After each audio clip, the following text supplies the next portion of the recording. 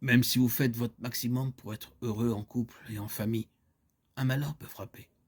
Dans ces circonstances, il peut vous être difficile de garder votre joie. Ecclésiaste 9, 11. Dieu nous aide avec amour quand nous rencontrons des difficultés. Si vous appliquez les principes bibliques, vous pourrez avouer votre famille, faire face aux pires situations. Vous vous réjouissez beaucoup, bien que pour un peu de temps à présent, s'il le faut, vous soyez attristé par diverses épreuves. 1 Pierre 1, 6. Nous lisons dans la Bible, rejetez sur lui toute votre inquiétude, parce qu'il se soucie de vous. 1 Pierre 5, 7. N'oubliez jamais que Dieu n'est pas responsable de vos épreuves. Jacques 1, 13. Dans la mesure où vous vous approchez de lui, il vous aidera de la meilleure façon qui soit. Isaïe 41, 10. Devant lui épanchez votre cœur. Psaume 62, 8. Vous trouverez aussi du réconfort en lisant et en étudiant la Bible chaque jour. Vous constaterez que Dieu vous console dans toute votre tribulation. 2 Corinthiens 1, 3, 4, Romains 15, 4. Il promet de vous donner sa paix qui surpasse toute pensée. Philippiens 4, 6, 7, 13. Priez donc Dieu de vous aider à rester calme et à avoir des idées claires. Et analysez les possibilités qui s'offrent à vous, puis choisissez la meilleure qu'il soit à votre portée. Le cœur de l'homme intelligent acquiert la connaissance et l'oreille des sages cherche la connaissance. Proverbe 18, 15. Faites-vous une idée précise des sentiments et des besoins de tous les membres de la famille. Parlez avec eux, écoutez-les. Proverbe 25. Et si vous avez perdu un être cher, n'ayez pas peur d'exprimer vos sentiments. Rappelez-vous que même Jésus se laissa aller aux larmes. Jean 11, 35. Ecclésiaste 3, 4. Il est important de prendre suffisamment de repos et de dormir.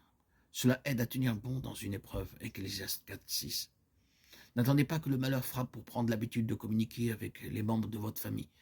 Si des problèmes surviennent, ils se sentiront à l'aise pour parler avec vous. Discutez même avec des personnes qui ont connu une situation semblable.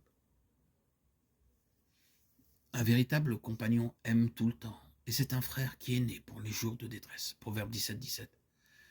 Vos amis veulent vous aider, mais ils ne savent peut-être pas comment.